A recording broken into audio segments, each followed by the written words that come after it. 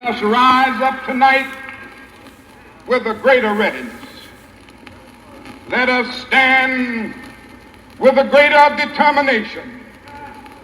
And let us move on in these powerful days, these days of challenge, to make America what it ought to be. We have an opportunity to make America a better nation. And I want to thank God once more for allowing me to be here with you. You know, several years ago I was in New York City autographing the first book that I had written. While sitting there autographing books, a black woman came up. The only question I heard from her was, "Are you Martin Luther King?" And I was looking down writing and I said, "Yes." The next minute I felt something beating on my chest. Before I knew it, I had been stabbed by this demented woman. I was rushed to Harlem Hospital.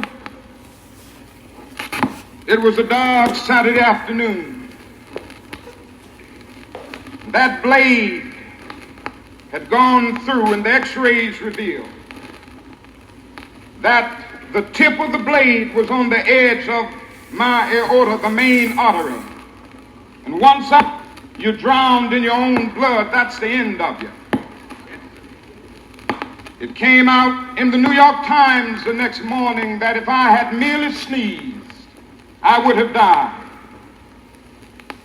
Well, about 4 days later, they allowed me, after the operation, after my chest had been opened and the blade had been taken out, to move around in the wheelchair in the hospital.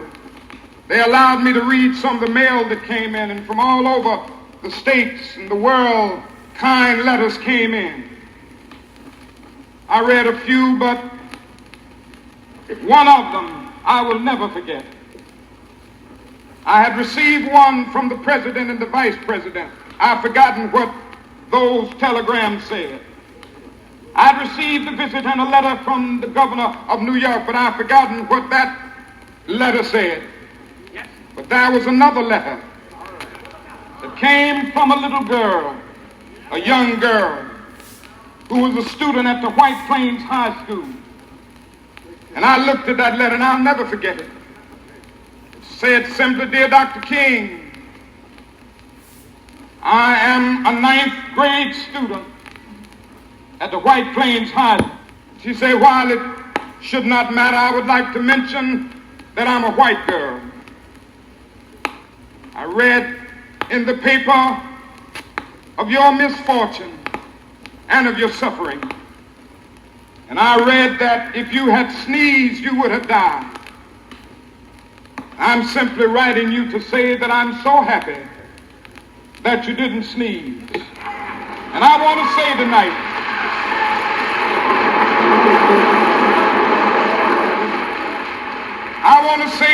that I too am happy that I didn't sneeze, because if I had sneezed, I wouldn't have been around here in 1960, when students all over the South started sitting in at lunch counters.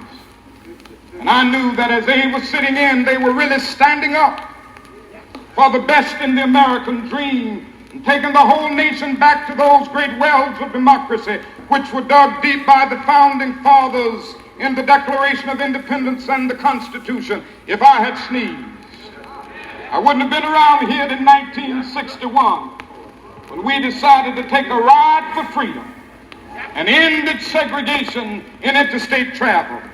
If I had sneezed, I wouldn't have been around here in 1962 when Negroes in Albany, Georgia decided to straighten their backs up. And whenever men and women straighten their backs up, they are going somewhere, because a man can't ride your back unless it is bent. If I had